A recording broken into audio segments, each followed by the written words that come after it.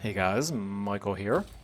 I actually want to start this video with a little bit of an apology. As the channel has gotten bigger, it is getting to be a little bit more difficult for me to keep up on all the comments. And I really like getting those comments and appreciate them, so I don't want to discourage anybody from doing that. But sometimes there are recurring comments that happen and they trigger some idea for a new video, and that's really what this video is going to be all about. So I thought maybe rather than answering every particular comment that is on this topic, I would just go ahead and make this video, and hopefully that will work for people.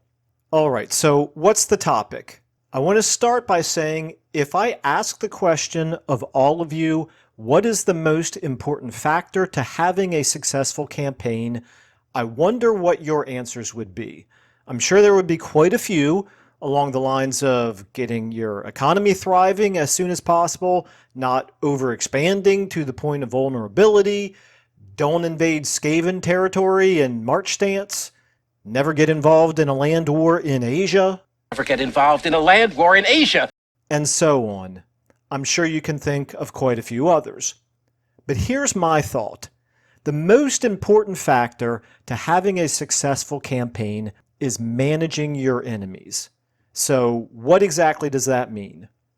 One of the most important things to consider in the early game, particularly on the higher difficulty settings, is that the player can quickly become weaker than their neighbors. This is one of the reasons Warriors of Chaos feel so overpowered, by the way, because they really aren't. They don't ever really feel weaker than their neighbors.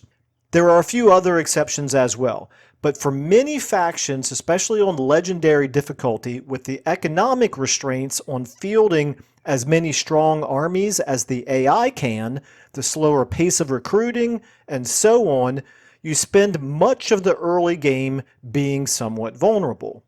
So the key to success is don't have more or stronger enemies than you can handle at any one time. In other words, try to avoid this in favor of this. Easier said than done, right? Absolutely. There are always going to be times when it's just out of your control, when there's just not much you can do to stop those declarations of war, and thanks to anti-player bias, when you get war declared and invaded by factions that have no logical or sound strategic reason for either. But you're also not helpless. There are things good players can do to manipulate the world around them in ways that may not be immediately obvious. That's what this video is for. I want to focus on 3 of them because these are the things that did not come naturally to me, and I wish I had thought about them sooner in my Warhammer experience. The first 2 are related to getting yourself a benefactor. What's that? One of the best things you can do is find yourself a convenient bully and get on his good side. This may be a bitter pill to swallow for some players because you want to feel in control of your own destiny and not be the junior partner in any relationship. But the reality is there are times when it's smarter to know your own limitations for the moment and bide your time until you build up your own power. Having a benefactor will help in a couple of important ways. They might join you in wars, and they will discourage others from declaring war on you. Often you can let your benefactor do the fighting and take the losses, and then you can turn on them after you're stronger and they're beaten down a bit. Here's an example of what I mean. Meet Arbal. He is, shall we say, mercurial, temperamental, and terrifying. And when you're playing as Throt the Unclean, which I am here, whose campaign takes a little while to build up strength, if this Arbal guy declares on you, your campaign is effectively over. So what can you do to avoid that? Even better, how do you turn this psychopath with unlimited power, who does that remind me of, I wonder? Never mind. How do you turn this guy into a friend instead of an adversary? Well, there are 2 ways to be proactive about getting on any potential benefactor's side. Number 1, declare war on a benefactor's enemies. This has a double benefit, or rather a cumulative one. It makes your would-be benefactor's relations go up for the war declaration itself, and then some more whenever you perform military actions against that common enemy. And this reinforces your relations, making it less likely that that benefactor will turn on you. Here's an example where the aforementioned Arbal wants me to strengthen our existing alliance. I'll show how I achieved that in just a minute, by declaring war on Sylvania. This one took quite a while for me to ponder because there were some obvious trade-offs. More about that in a minute too. Namely that Sylvania was uber powerful by this point in the game. But as you can see, Arbal at this point in the campaign is still strong and, more importantly, literally surrounds most of my territory, and my relations with him were slipping before this, so I agreed to his proposal. Anyway, this little feat of manipulation can be as simple as paying attention to who is fighting who, identifying who might be a nearby potential friend or ally, and which factions they are fighting that you can get away with also being at war with. Maybe they're not very strong, or maybe they're too far away to be an imminent threat.